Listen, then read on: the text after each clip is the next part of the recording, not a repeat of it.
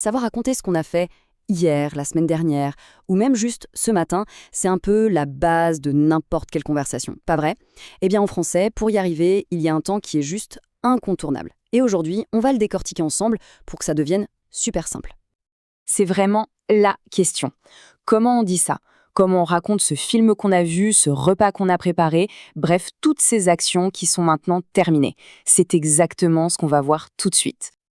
Alors voilà notre plan de match. On va voir pourquoi parler du passé c'est important, puis la formule magique en deux parties. Ensuite, on va se pencher sur les verbes un peu spéciaux, ceux avec avoir et ceux avec être. Et on terminera avec la grande règle à connaître. Allez, on y va.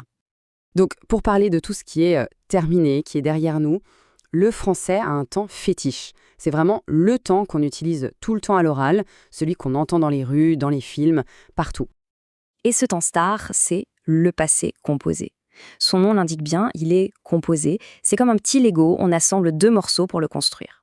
C'est vraiment, vraiment le temps du passé pour les conversations du quotidien. Ok, mais alors, comment on le fabrique, ce fameux temps? Eh bien, la bonne nouvelle, c'est que c'est super logique. C'est comme une petite recette de cuisine, avec juste deux ingrédients. Hyper simple. Et voilà la recette. Ingrédient numéro 1, on prend soit le verbe avoir, soit le verbe être au présent. Ingrédient numéro 2, on ajoute ce qu'on appelle le participe passé du verbe qui nous intéresse. C'est tout, franchement, c'est tout. Le seul truc, bien sûr, c'est de connaître ces fameux participes passés. Alors, il faut savoir que la plupart des verbes, vraiment la grande majorité, vont utiliser avoir comme premier ingrédient. Du coup, on va commencer par là et on va regarder les plus utiles, ceux dont le participe passé est un petit peu capricieux, on les appelle les irréguliers. Voilà une petite sélection des plus courants. Ce qui saute aux yeux, c'est que la fin du verbe change complètement, ça ne suit pas une règle simple. Mais honnêtement, si on mémorise juste cette petite liste, on a déjà fait un pas de géant pour parler au passé. On commence avec un exemple gourmand. Pour dire qu'on a fait des crêpes, le verbe faire se transforme en fait. On prend notre auxiliaire est et on ajoute fait. Et voilà, j'ai fait, simple comme bonjour. Maintenant, avec le verbe dire. Son participe passé est super court, c'est dit. Regardez, la structure est exactement la même. On prend l'auxiliaire avoir, ici c'est a pour elle, et on colle notre participe passé. Elle a dit. Allez, un autre très utile. Prendre. Au passé, ça devient pris. Il a pris. C'est simple, c'est direct. Et on peut raconter plein de choses avec ça. Encore un participe passé tout petit et qu'on utilise tout le temps. Pour pouvoir, c'est simplement pu. Nous avons pu. Ça, c'est parfait pour dire qu'on a réussi à faire quelque chose, qu'on en a eu la possibilité. Et un autre, super facile à mémoriser, pour le verbe voir, ça donne vu. Tu as vu, la structure, elle, ne bouge pas d'un poil, toujours aussi simple et efficace. Et pour boucler cette première liste, on a le verbe vouloir qui nous donne voulu.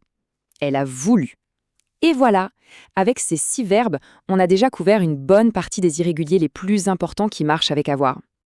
Bon, maintenant, passons à la deuxième équipe de verbes. Ils sont beaucoup moins nombreux, c'est la bonne nouvelle, mais ils sont tout aussi cruciaux.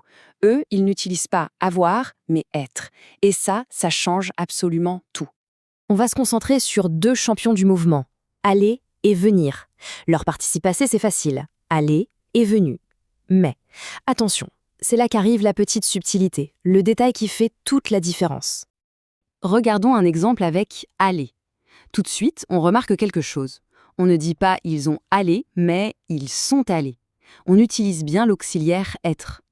Et je vous invite à bien regarder la fin du mot « aller », il y a un « s » à la fin. C'est pareil pour le verbe « venir ». On utilise « être », il est « venu ».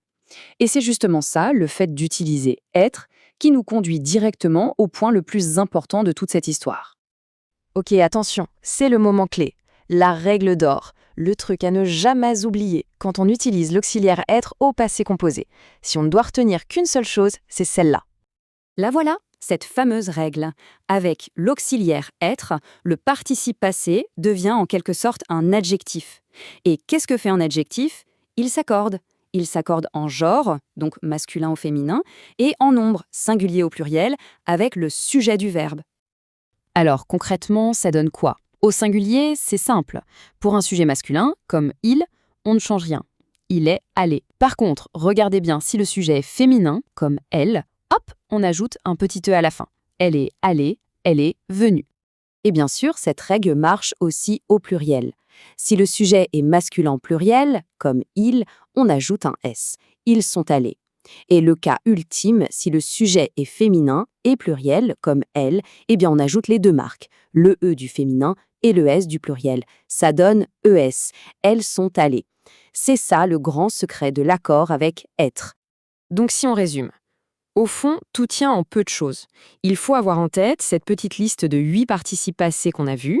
Si on les connaît et qu'on maîtrise cette fameuse règle de l'accord avec être, alors là, on a vraiment les super pouvoirs pour raconter des tas de choses et pour comprendre une bonne partie de ce qui se dit en français. Alors, qu'est-ce qu'on a appris aujourd'hui? C'est la question parfaite pour finir, non? Elle utilise pile la grammaire qu'on vient de voir ensemble. Et la bonne nouvelle, c'est que maintenant, on a tous les outils pour pouvoir y répondre.